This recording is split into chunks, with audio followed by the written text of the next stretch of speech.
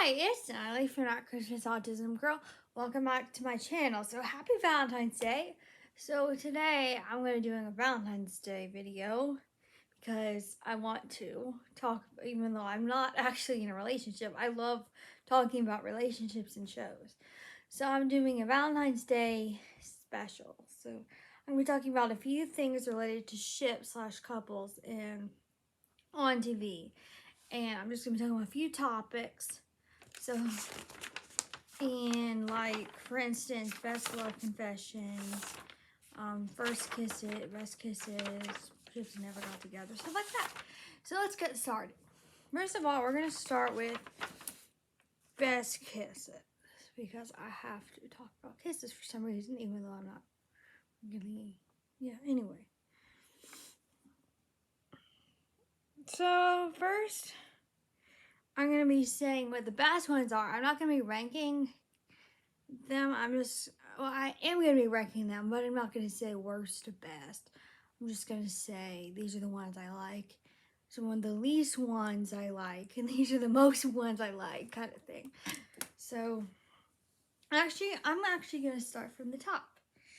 So we have Starko's second kiss. If you recall in Star Wars: The Force of Evil, Star and Marco actually had an accidental first kiss during the events of Booth Buddies when they accidentally kissed under the heat of the moment, and they left them in a complete state of shock and regret.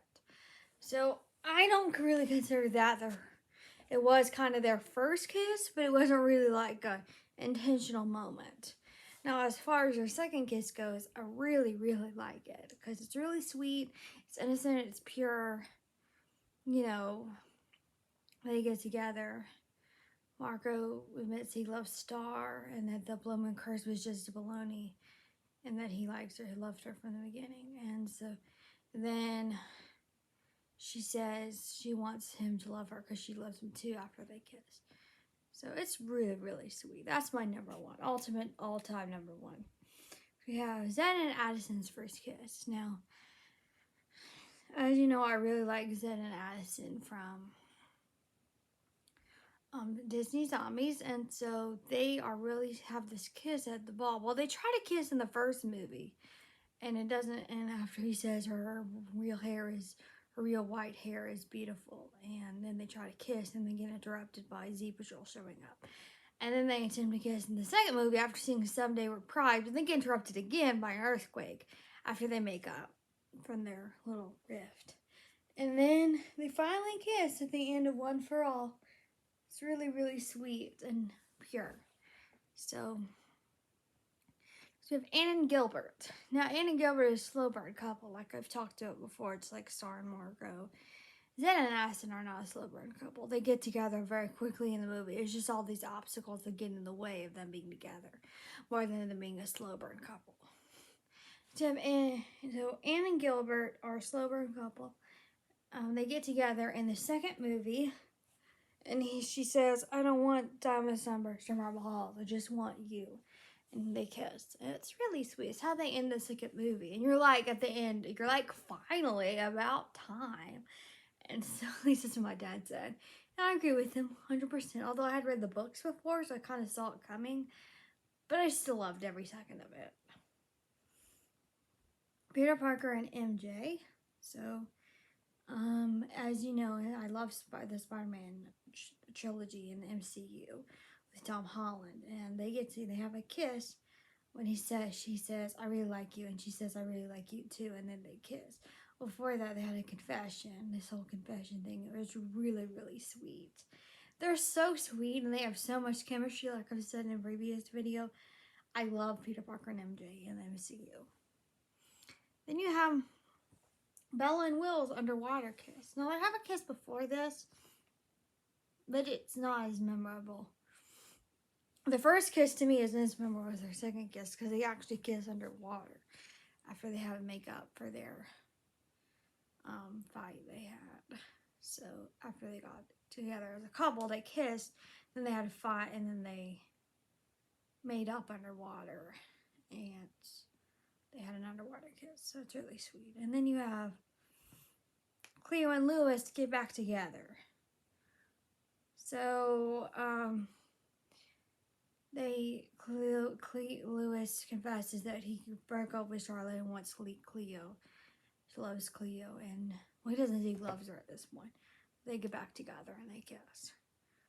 Then you have Maya and Zach. So I'm a big fan of Maya and Zach from The Sweet Life on Deck. They're really sweet.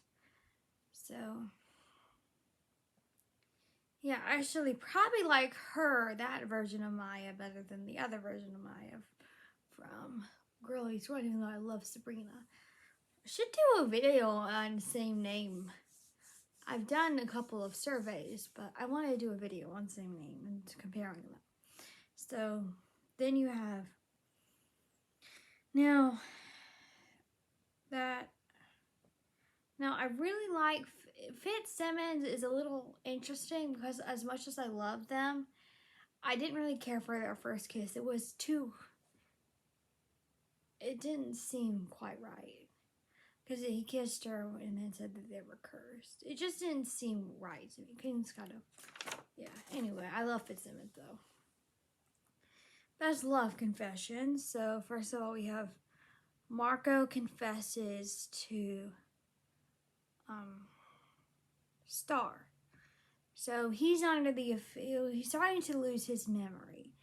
And so he goes, okay.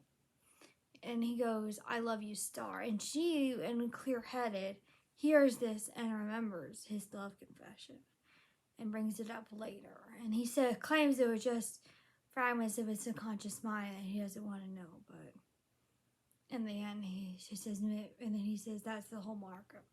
It's really, really sweet. That's why they're number one. And then Star's confession is interesting because it's more like, I do have a crush on you. And it's kind of like, it was just not as sweet.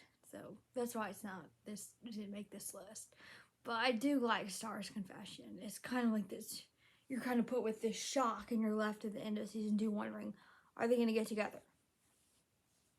Fitzsimmons underwater. So as you know, the Fitzsimmons underwater scene makes me cry. It rips me apart.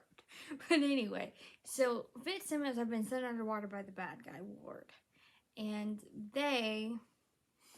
there's only one oxygen mask, only one breath. So then Fitz wants to give it to Simmons. But she says, why would you make me do this? You're my best friend in the world. And he says, you're so much more than that, Gemma. And I've had the courage to tell you, but please let me show you. And then she starts kissing him and tells her to take it. And she kisses him and hugs him. And then he suddenly opens it, and that's when he gets his brain damage. But it's an incredible love confession because it's like you don't really know if they're gonna get together, but you know for a fact that he loves her, and he proves it in that moment. And so that's why it's one of my favorites. Then you have Hera in the Kanan I love you scene. So from Rebels. So Hera and Kanan are kind of been like this they're a slow burn couple. I don't know why I didn't put them on my list, but I don't think they're on my list of slow burn. I don't remember. But anyway, Hera says I love you to Kanan after he rescues her, and she says, I know what to say now. You think she's gonna say when she tells him she hates his hair, and then when they're arrive at the fuel depot, she says, I know what to say now, I love you. And he says, must be the truth serum talking. And then she says, no, it's me, all me. And then they kiss, and then their moment's interrupted by Ezra and Sabine showing up. And then Kanan dies, and then Kara's like, why did I wait so long to tell him? I thought there'd be more time after the next episode, after she learns he dies. So their relationship in that moment never really became of anything because he dies. But it's still a heart-wrenching, breathtaking moment. That's why I made this list. So I'm going to also talk about most interesting on and off again couples. So I'm not a big fan of the on and off again story. It does make for an interesting storyline, but you just can't really, you don't know if they're really healthy. So Corey and Topanga are very much an on off again. I think they break up like 4 times in this series because they break up when they get bored, when they get in a rut. And then they break up, and then they get back together. Then they break up again because of the Lauren thing.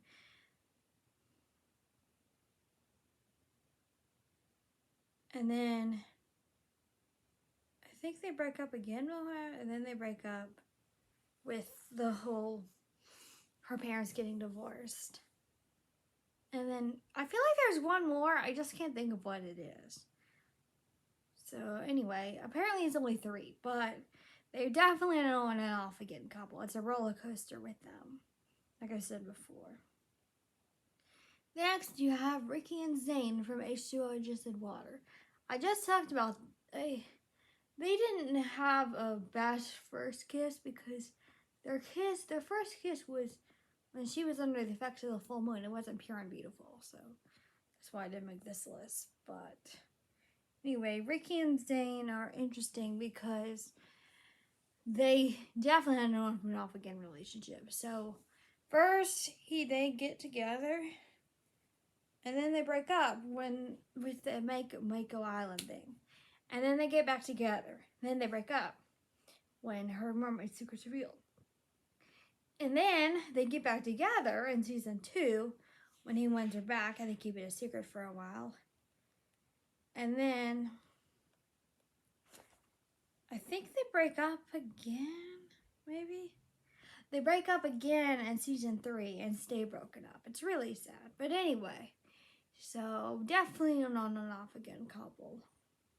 I like them. They're very interesting. They have a lot of chemistry, but I don't think they're the healthiest couple because they're on and off again nature.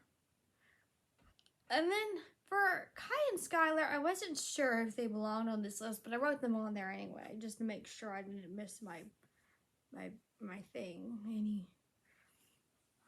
anyone. But it's interesting because Kai falls for Skylar, and then they kind of start this relationship.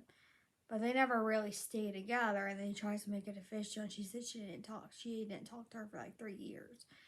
And then he all of a sudden wants to become a couple. So they don't really have a real relationship, so I'm not sure why I put them on here, but they're on there, apparently. They have an on and off again relationship. So, finally, I'm going to talk about best ships that never got together. So first we have Cole and Vanya. So, from Ninjago. So, Vanya likes Cole the moment she meets him. She takes an interest in him and he in her, but he claims he doesn't like her that way.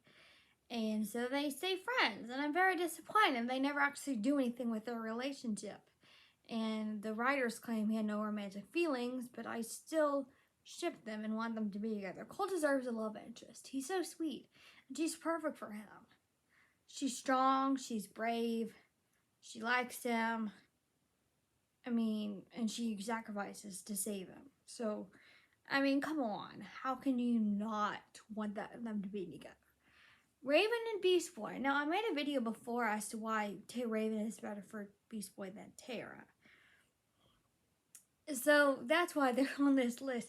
I don't need to go into it anymore, but I think Raven and Beast Boy belong together.